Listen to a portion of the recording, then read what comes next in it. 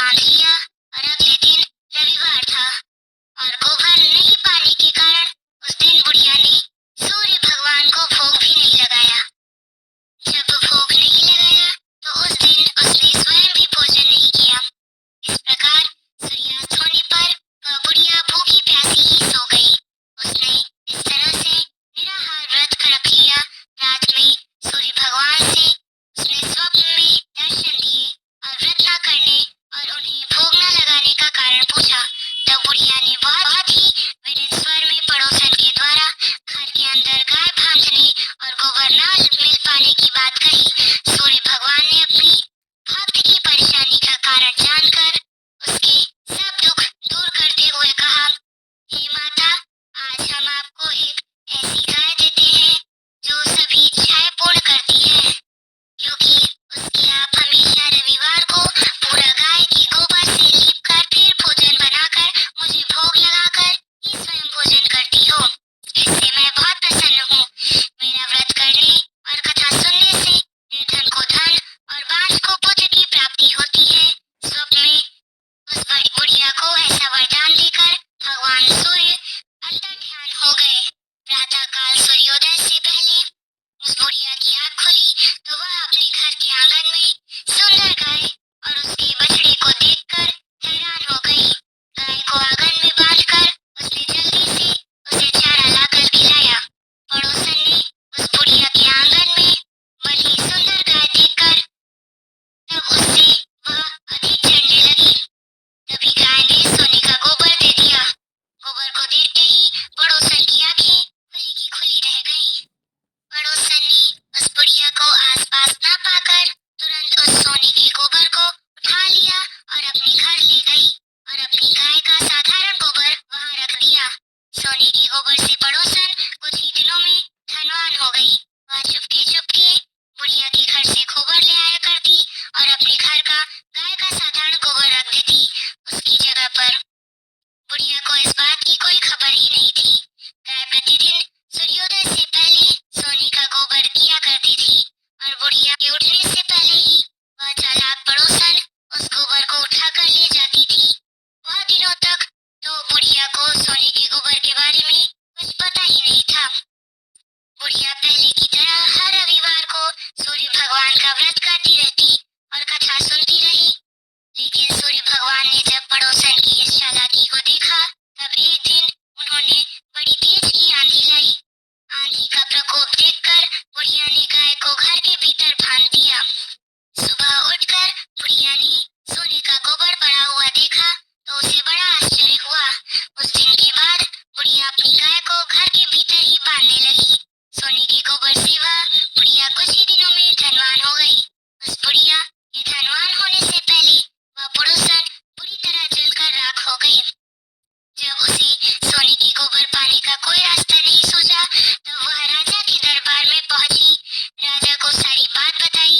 राजा को जब बुढ़िया के पास सोने की गोबर देने वाली गाय के बारे में पता चला तब उसने अपने सैनिक भेजकर बुढ़िया की गाय लाने का आदेश दिया। सैनिक उस बुढ़िया के घर पहुंचे।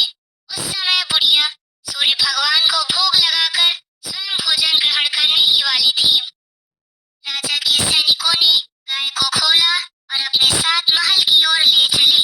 बुढ़िया ने सैनिकों से गाय को न ले जाने के लिए बहुत प्रार्थना की, बहुत रोई, चिल्लाई, लेकिन राजा के सैनिक नहीं माने। गाय के चले जाने से बुढ़िया को बहुत दुख हुआ। उस दिन मारे दुख के उसने कुछ भी नहीं खाया और सारी रात सूर्य भगवान से गाय को पुनः प्राप्त करने की प्रार्थना करने लगी। दूसरी ओर राजा को गाय देखकर बहुत खुशी हुई, लेकिन अगले दिन जैसे ही सुबह राजा उठा, सारा महल गोबर से भरा हुआ देखकर घबरा गया। उसी रात सूर्य भगवान उसके सपने में आए और बोले, राजन, यह गाय उस बुढ़िया को लौटा देने में ही तुम्हारा भला होगा। रविवार के व्रत से प्रसन्न होकर ही उसे मैंने यह गाय भेंट स्वरूप दी है। सुबह होते ही राजा ने उस बुढ़िया को महल में बुलाकर बहुत से धन के साथ सम्मान सहित गाय लौटा दी और अपनी आन सहित गाय लौटा दी और अपनी इस गलती के लिए क्षमा भी मांगी। इसके बाद राजा ने पड़ोसन को दंड दिया। इतना करने के बाद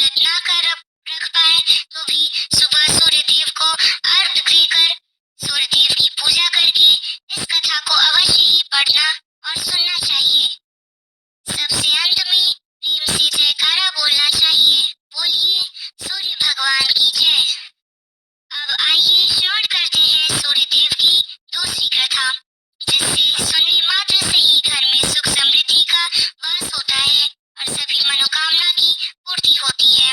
देवलोक के शिल्पकार विश्वक की एक पुत्री थी जिनका नाम था संज्ञा। वह दिन भर तपती धूप में खेला करती थी। सूर्य के तेज किरणों का जैसा उस पर कोई असर नहीं होता था। संज्ञा जब बड़ी हुई तब एक दिन विश्वकर्मा और उनकी पत्नी ने संज्ञा को बड़े मुग्ध भाव से सूर्य को निहारते देखा। यह देख विश्वकर्मा बोले, देवी, ऐसा लगता है हमारी बेटी सूर्य पर मोहित हो गई है। देख रही हो कितने मुग्ध भाव से सूर्य की ओर देखे जा रही है। मुझे भी ऐसा लगता है स्वामी, विश्वकर्मा की पत्नी ने कहा। सूर्य के सौंदर्य के प्रति संज्ञा का आकर्षण उसकी आयु के साथ बढ़ता ही गया। एक दिन विश्वकर्मा उसे अपने साथ हाथी पर बैठाकर सैर को निकले। अपनी पुत्री को सूर्य की ओर निहारते देख उन्होंने पूछ लिया, बेटी, अब तुम छोटी नहीं रही। सोचता हूँ जल्द ही तुम्हारा विवाह कर दूं। बताओ किस देव को तुम चाहती हो। पिताजी, आकाश में सूर्य से बढ़कर कोई तेजस्वी नहीं है, संज्ञा ने उत्तर दिया। ठीक है, हम सूर्य के साथ ही तुम्हारा विवाह करा देंगे, विश्वकर्मा बोले और अपनी पुत्री को लेकर सूर्य के पास पहुंचे। उन्होंने अपनी पुत्री की इच्छा सूर्य देव को बताई तो उन्होंने प्रस्ताव साथ स्वीकार कर लिया। बोले, आपकी पुत्री मेरे साथ विवाह करना चाहती है, यह मेरे लिए सौभाग्य की बात है। पर इससे यह तो पूछ लो कि क्या यह मेरा ताप भी सहन कर पाएगी। विश्वकर्मा संज्ञा को एक ओर ले गए और उससे पूछा, सूर्यदेव का उत्तर तुमने सुन लिया। बेटी, अब बताओ, सहन कर लोगी हर ऋतु में उनका तप। हाँ पिताजी, संज्ञा ने बड़ी विश्वास के साथ कहा। कुछ ही दिनों बाद संज्ञा का विवाह सूर्यदेव के साथ हो गया। संज्ञा सूर्यदेव के साथ उनके लोक चली गई। पति के साथ संज्ञा का दिन सुखपूर्वक बीतने लगा। फिर उनके यहाँ एक पुत्र पैदा हुआ जिसका नाम रखा गया मुनि ऋषि। मुनि बालक को आशीर्वाद देने आए। यह बालक ज्ञानियों में भी ज्ञानी होगा। ऋषियों ने भविष्यवाणी की, आशीर्वाद सच निकला। जब वह कुछ बड़ा हुआ तो ऋषि मुनियों ने शिक्षा ग्रहण करने लगा। सूर्यदेव और संज्ञा को अपनी बेटी पर गर्व था। वे बहुत ही प्रेम से अपनी बेटी का लालन पालन करते थे। अचानक एक बार ग्रीष्म ऋतु में सूर्य की किरणें बहुत ही प्रखर हो गई। उनका तेज अपनी चरम सीमा पर जा पहुंचा। संज्ञा की चमड़ी झुलसने लगी। सूर्यदेव ने उसे अपने पास बुलाया तो वह अपनी आंखों पर हाथ रखकर उनके पास पहुंची। सूर्यदेव बोले, संज्ञा, मेरी ओर देखो। तुमने अपनी आंखें क्यों ढक ली है? नेत्र खोलो और मेरी ओर देखो। मैं तुम्हारा पति हूँ। स्वामी, आपके तप से मेरी आंखें खुल नहीं पा रही हैं। संज्ञा ने कहा, इसका अर्थ तो हुआ कि तुम मुझे अपने से दूर कर रही हो। विवाह के पूर्व मैंने तुमसे पूछा भी था कि क्या तुम मेरा तप सहन कर पाओगी। तुम्हारी सहमति पाकर ही मैंने तुमसे विवाह करना स्वीकार किया था, लेकिन अब तुम अपने वचन से मुकर रही हो।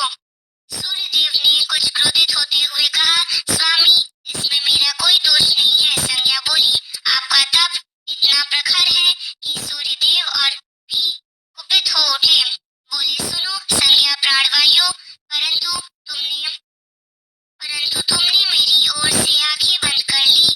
आता तुम्हारा गर्भ से जो बालक उत्पन्न हुआ है वह यम होगा। यम अर्थात मृत्यु का देवता। संज्ञा वहां से भाग जाना चाहती थी, लेकिन बच्चों का मोह उसे विवश किए हुए था। संज्ञा की एक सास थी, उसका नाम था छाया। वो हूबहू संज्ञा की ही प्रतिलिपि थी। उसने इस विषय में छाया से मदद लेने का निश्चय किया। उसने छाया को बुलाया और अपनी समस्या बताई। सुनकर छाया बोली, मुझे क्या पता क्या करना होगा। तुम संज्ञा बनकर मेरे पति के पास जाओ और उनकी पत्नी और मेरे बच्चों की माँ बनकर वहीं रहो। संज्ञा ने कहा, उन्होंने मुझसे पूछा तो था, तो कहना मैं संज्ञा हूँ। भेद मत खोलना। यह सब मैं करूंगी, लेकिन मेरी एक शर्त है। सूर्यदेव कभी मुझ पर बिगड़े या श्राप देने लगे तो मैं सारा भेद खोल दूंगी। छाया ने कहा, ठीक है। छाया, अब जाओ और मेरे बच्चों को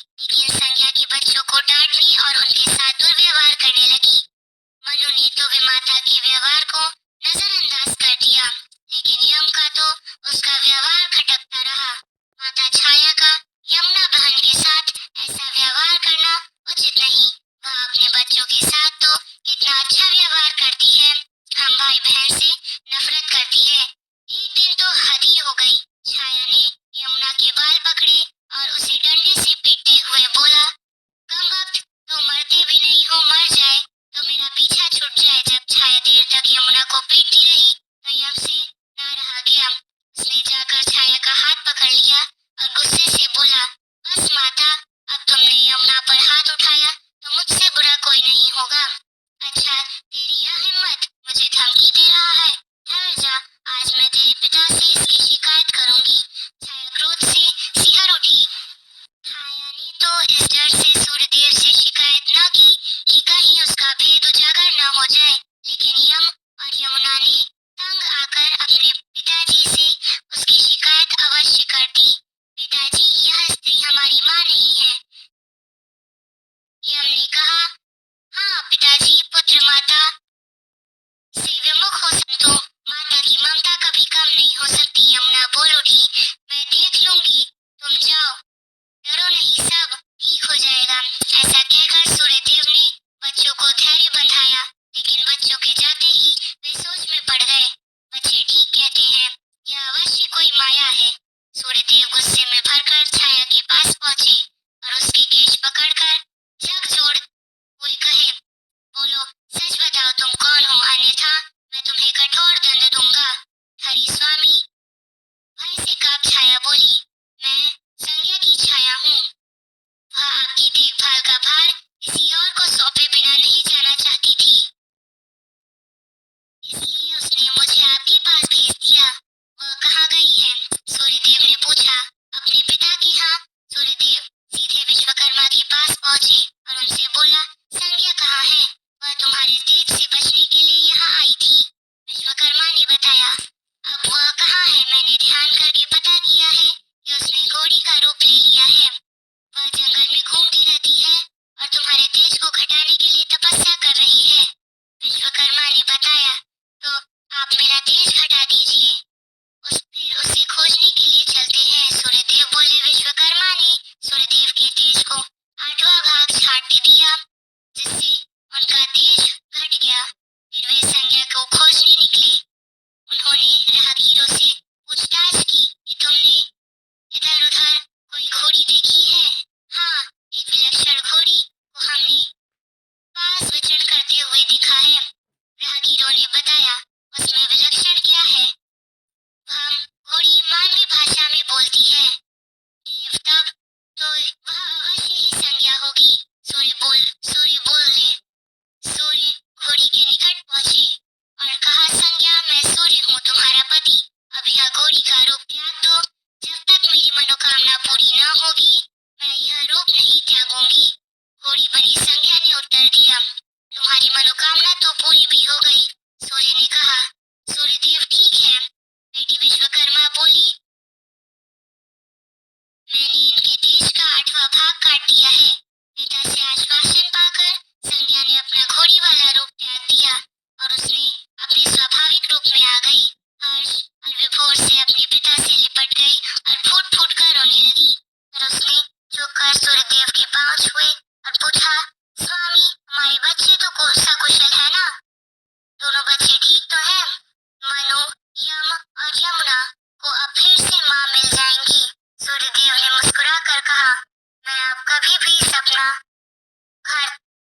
घर त्याग कर नहीं जाऊंगी। संज्ञा बोली, आप छाया को क्षमा कर देना और अपने साथ ही रख देना। दोनों का मिलन देखकर विश्वकर्मा ने भी अपना आशीर्वाद प्रदान किया। जाओ और सदा सुख शांति